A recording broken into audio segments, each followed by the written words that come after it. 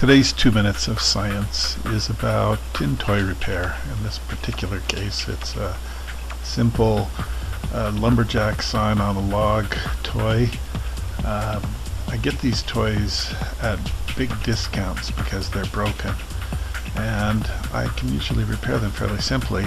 This one was a little bit of a tricky one because, as you can see, the saw in the one person in red's hand seems to go up. It's like his joint locks at the elbow. So I spent a lot of time looking at that and couldn't actually find anything was wrong. I did a little bit of bending to make sure that there were no notches or anything that could hold it. But on closer inspection, I found something unexpected, which is probably why nobody else could fix it until I got it. It's that on the fulcrum side, where the saw is linked to the other, there was a tight place that was causing the driving arm to lift the saw itself. So it wasn't actually have anything to do with the elbow. It was all the joint at the driving end.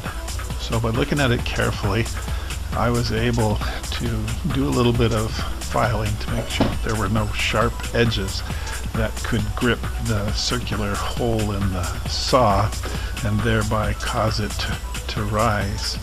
It was a little bit tricky to do.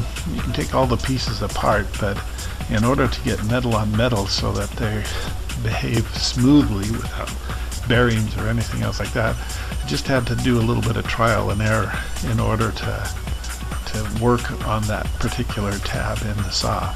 Eventually, though, as you can see in this final product, I was able to get it all worked out, and sure enough, the tin toy behaved the way it should.